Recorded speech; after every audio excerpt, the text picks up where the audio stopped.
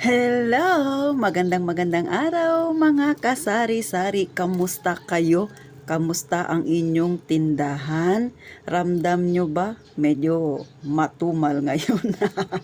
Si Ate Tintin ninyo medyo ramdam ko talaga mga kasari. Pero yung tumal na yan, hindi yan ang pwedeng humadlang sa atin. Kasi kailangan tuloy-tuloy lang tayo mga kasari sa ating ginagawa. So ako, maaga pa akong nagising alas 5. Nag-prepared na ako, pumunta ako ng palengke. Tapos namili ako, gaya nga ng sabi ko, may 6 a.m. na grocery store dito sa amin na open. So doon ako namili. Nakauwi ako ng bahay ay magse-7 na. So, ang aking pinamili mga kasari ay, syempre, ito. Ano ba ito? Wrapper. Kasi ako'y gagawa ng chicken lumpia. O, diba? Medyo marami siya. Kalahating kilo lang ito mga kasari. Pero medyo marami siya kasi nga, syempre, kung ano-ano pang pinanglalagay natin. So, ganun. Alam niyo mga kasari, hindi ko masyado inaasa sa tindahan ko yung sa binta ng kape, mga noodles na yan, mga dilata. Hindi ako masyado umaasa dyan. Kasi sa totoo lang, pag yan ang inasahan mo, ramdam na ramdam mo talaga yung tumal. So, kailangan may gawin tayong paraan para madagdagan ang ating kita.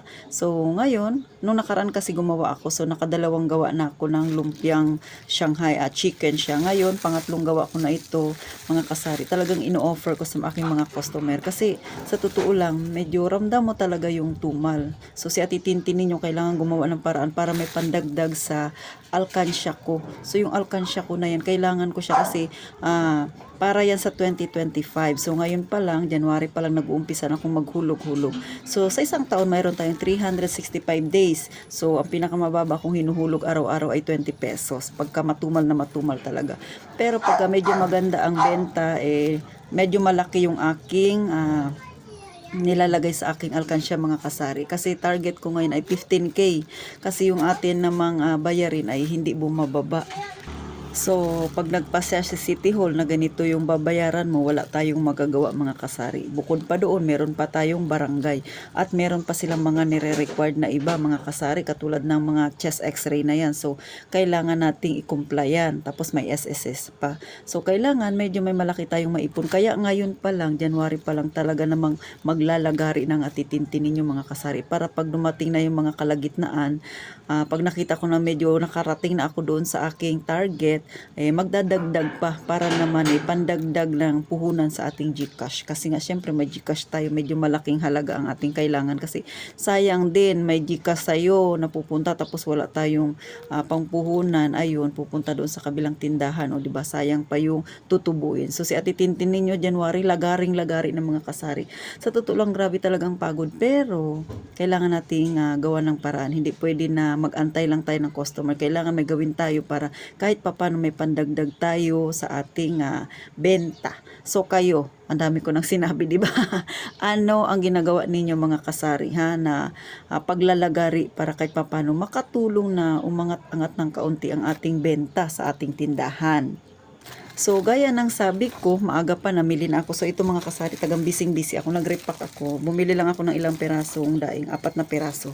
Tapos, ito ay tamba na maliliit. So, ang bintahan nito ay 10 piso isang plastic. Medyo maliit siya sa kaya 4 na piraso ay 10 pesos. So, medyo mura siya mga kasari. Sa totoo lang, dito sa amin, karamihan ng mga tao dito na nagtatrabaho ay hindi naman sabing malalaki ang sahod. Wala masyadong opisina.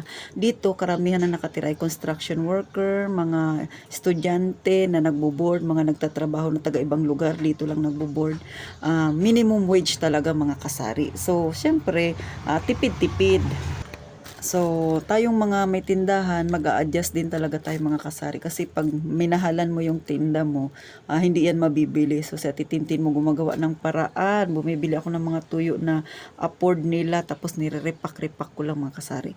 Bagamat hindi siya ganun kabenta sa akin. Katulad nga ng daing, 4 na peraso lang. Pero may naghahanap pa rin. So, kahit pa konti-konti, meron tayo para pag may naghanap, may makadagdag din sa ating benta. Ganun mga kasari. Kasi nga, pag sa isipin mo wala namang naghanap, hindi ako bibili, bumili ka pa rin kahit mga 2 piraso or 3 kasi meron talaga yan. Hindi naman lahat ng tao ganun. Minsan pag nakakaluwag-luwag ka, 'di ba, bibili ka ng medyo masarap, so ganun. Dati ang binibili mo tamban, so nasawa ka na, bibili ka na ng daing na medyo malapad-lapad, o 'di ba mga kasari. So ganun po, kaya lang ganun talaga. Kailangan pa kahit pa konti-konti, tsaka medyo mahal. Ikaw tindahan, mag-a-adjust ka talaga. Katulad ako, nag-iikot talaga ako sa palengke kasi nga naghahanap ako ng medyo mura. So uubusin talaga yung oras mo. Pero ganun ang buhay nating may-ari ng tindahan. Pag namili, kailangan kahit piso pa yan na piso lang yung baba niya, talaga naman kailangan nating tiyagain para kahit papano may tubuin tayong mga may tindahan. So kayo ba mga kasari, ano-ano ang inyong mga ginagawa para magkaroon ng kaunting sideline? Sa akin naman, sinishare ko lang sa inyo yung aking ginagawa. Lumpia, maliban pa dyan sa siomay, tapos nagpapa-order din ako mga kasari kasi nga, syempre, lagari-lagari talaga tayo. Pero sa totoo lang mga kasari, katulad ngayon, medyo tahimik. Yung naririnig nyo lang minsan na ingay ay yung mga kapitbahay namin. Pero sa bumibili ay wala talaga naman, mga kasari. Pero ganun ang buhay tindahan, laban lang. Pero gagawa tayo ng paraan para may pang-renew tayo next year. Syempre, habang malayo pa, ganun, mag-ipon-ipon ng pakonti-konti. Kayo ba mga kasari, paano kayo mag-ipon? Ito ay tips lang sa mga wala pang tindahan o may tindahan na kayo na ngayon pa lang kayo nagsisimula. Kung nagbabala kayo next year, kukuha na kayo ng permit. So, ganitong style ang gawin ninyo ngayon pa lang, mag-alkansya na ng pakonti-konti dahil 365 days tayo, kahit 20 pesos araw-araw, meron ka ng 7,300 na maiipon. So, paano mga kasari? Simpleng kwentuhan, simpleng tips ni Ate Tintin. Magpapaalam na ako dahil marami pa akong babalutin. O, diba? O, kita nyo naman. Medyo marami-rami na yan. Tsaka nag-iingay na yung aso ng aming kapitbahay. So, paano? Good luck sa atin mga kasari. Welcome 2024. Mag-iingat kayong palagi.